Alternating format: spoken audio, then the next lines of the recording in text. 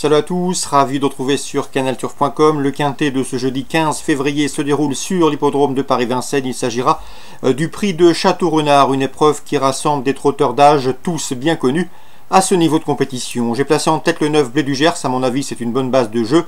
Le cheval vient de terminer deuxième d'un quintet, le prix de la Gironde dernièrement où il rendait la distance. Cette fois-ci ce ne sera pas le cas, il compte 2 places en 3 tentatives dans les quintets. Il sera pieds nus pour cet objectif, il n'a pas été déféré les 4 pieds depuis le mois de mai 2016. On lui posera le numéro 16 au Fort de Mire et qu'il ne faut pas juger sur sa disqualification dans le prix Jean-René Goujon.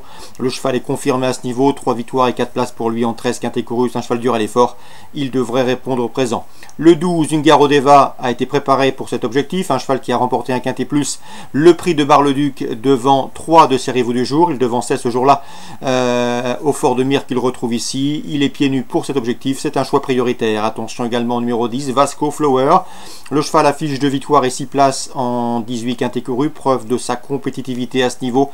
Il a terminé deuxième du prix de la Côte d'Azur dernièrement et revient ici à Vincennes avec des ambitions. Attention également au numéro 1, Sorbet, qui vient de s'adjuger le prix Ercilly, une épreuve de groupe 3. La tenue ne lui fait pas défaut. On garde également pour une place le 5 Blackatou, qui après plusieurs sorties discrètes cet hiver a manifesté un regain de conditions en prenant la deuxième place d'un quintet, le prix de Granville, où il s'intercalait entre Blé du Gers et Auch. Mieux vaut donc ici on a escompté une confirmation.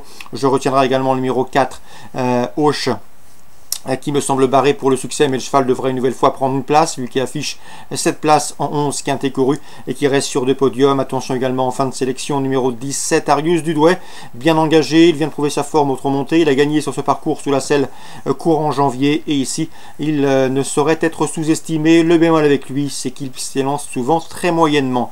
En canon partant, on citera le 14, Alderman. Résumé chiffré pour ce quintet du jeudi 15 février, 9, 16, 12, 10, As, 5, 4 et 17. La deuxième course à Vincennes, j'aime beaucoup le 208 Égérie du Rib. C'est vrai qu'elle n'a pas couru depuis le mois de décembre, c'est vrai qu'elle aborde pour la première fois la grande piste, mais à mon avis elle vaut un lot de ce genre, d'autant qu'elle sera déférée les 4 pieds pour la première fois. Dans le prix Édouard Marcillac, l'un des deux groupes 2 à l'affiche de la réunion de ce jeudi, j'aime beaucoup le 606 Fado Duchesne, irréprochable depuis ses débuts, 2 victoires sous la selle, une place de deuxième dernièrement.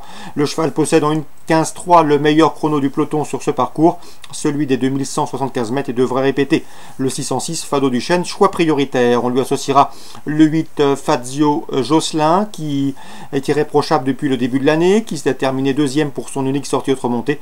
Concernant le 607 Fandango Normand, j'ai pu m'entretenir avec son entraîneur Francisco Criado. Le cheval est en forme, mais il aurait préféré une distance plus longue. C'est la principale réserve de son entraîneur. 606, 608 et 607 dans le prix au lit du Longtemps, le pendant pour les pouliches.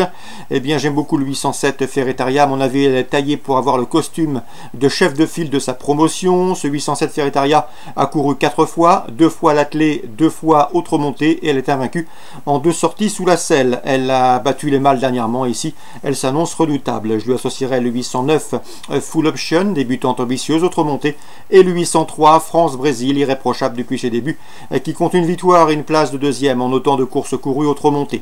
On résume tout ça pour Vincennes, jeudi 15 février, le 208 Égérie du Rib, la 6e, le 6, le 8 et éventuellement le 7, la 8e, le 7 et derrière le 9 et le 3. Concernant Angers Réunion 3, j'ai pu m'entretenir avec Serge Fourcher, il n'envisage pas la défaite avec le 102 Honneur au Roi. Le cheval n'a pas été revu depuis sa prestation sur le steeple de Corlay l'été dernier.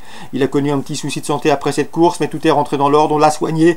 Le lot est largement dans ses cordes et il serait déçu de ne pas s'imposer. C'est le 102 Honneur au Roi. Pascal Journiac m'a également invité à racheter le 501, à savoir Défi Majeur. Elle a été montée de manière trop offensive la dernière fois à Pau. Auparavant, elle avait bien gagné.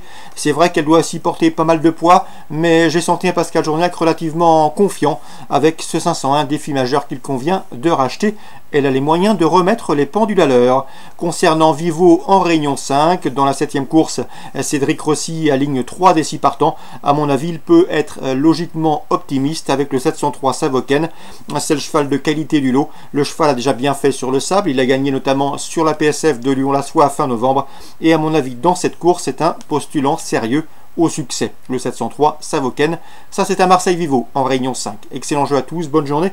Rendez-vous demain pour une nouvelle émission.